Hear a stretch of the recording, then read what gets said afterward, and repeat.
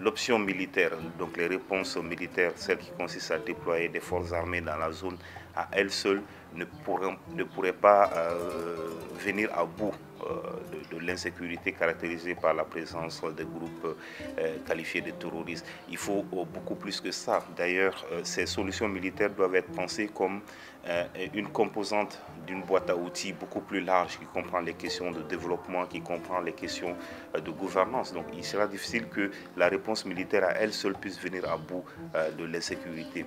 Il est important qu'on soit attentif à ces protestations-là. Ce qui s'est passé à Sévaré, qui s'est passé dans d'autres pays ou dans d'autres villes du pays, sont des actes qu'on apprécie différemment.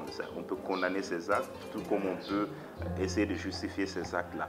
Mais ce n'est pas le plus important. Le plus important, c'est de savoir qu'est-ce qui a amené ces actes-là. Ce qui a amené ces actes-là, c'est ce qui doit guider aujourd'hui la réflexion et c'est ce qui doit guider le choix des réponses. Parce que finalement, il y a beaucoup de perspectives qui s'offrent aux décideurs et il est impératif de faire les bons choix au bon moment. Il y a eu un brassage extraordinaire qui a fait que partout, dans chaque famille Touareg, tu vas trouver des Peuls, dans chaque famille Peul, tu vas trouver des Arabes, dans chaque famille Arabe, tu vas trouver des Soreilles, dans les familles Soreilles, tu vas trouver des Bamana, dans les familles Bamana, tu vas trouver des Peuls. C'est-à-dire tout est mélangé et les gens sont mariés entre eux, chacun a un parent quelque part. Alors n'ayant pas pu militairement et avec les premières divisions, c'est-à-dire les milices et autres, aller jusqu'à la guerre civile, qu'est-ce que l'envahisseur a fait avec bien sûr des complicités internes.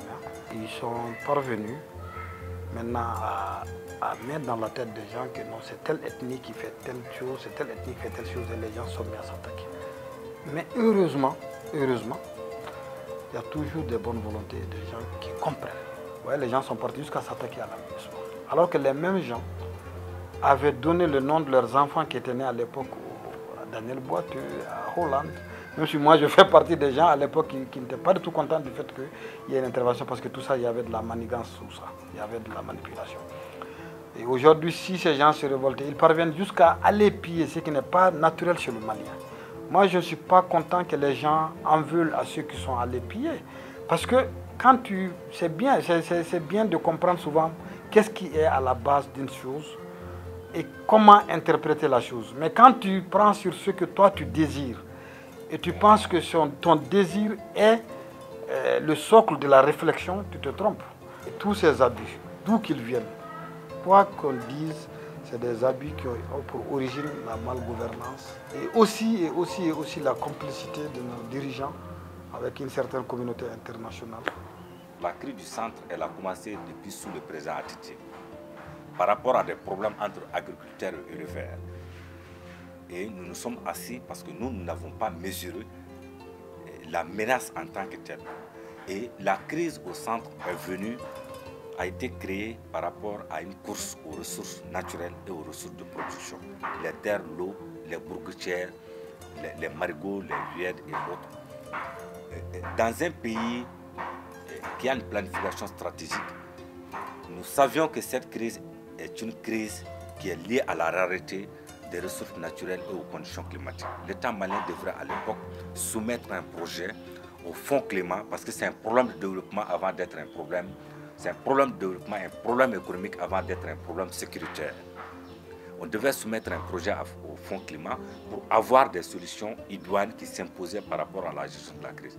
Maintenant, un pays non stable, vous ne verrez pas aucun bailleur qui va venir investir ces fonds. Il a quelle garantie?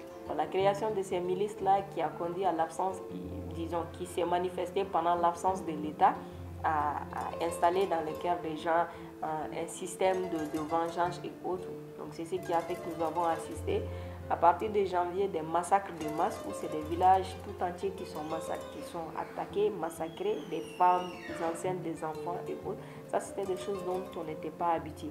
Donc dès lors je pense qu'on avait déjà dépassé un cap de violence et qu'il fallait agir et réagir très rapidement.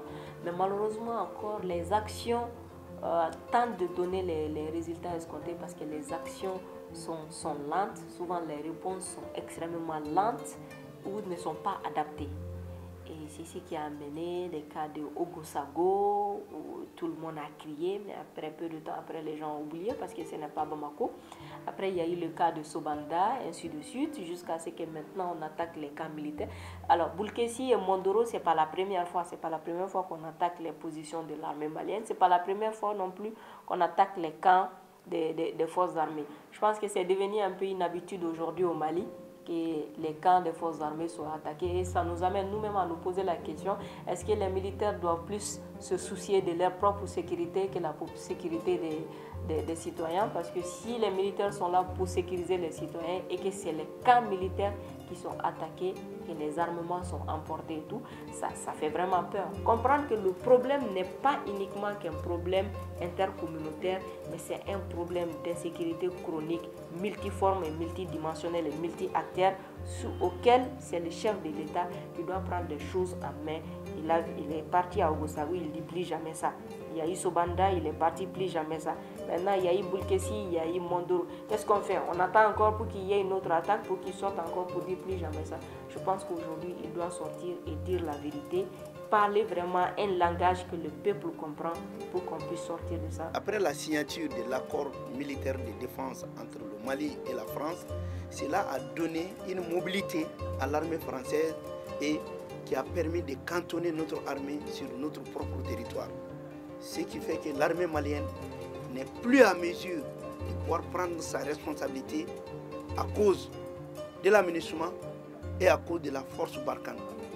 Ces forces étrangères qui sont là, avec tous les hommes qu'il faut, avec tout un arsenal de matériel, ne sont pas en train de partager les informations avec l'autorité malienne, puisqu'il s'agit d'un accord de défense militaire. Vous allez reconnaître que cet accord va anéantir encore les forces armées pour pouvoir jouer leur rôle régalien.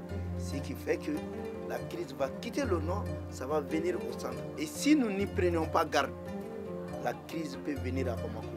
Parce que ceux-là qui sont à Bamako, c'est eux qui sont en train de gérer la crise au nord.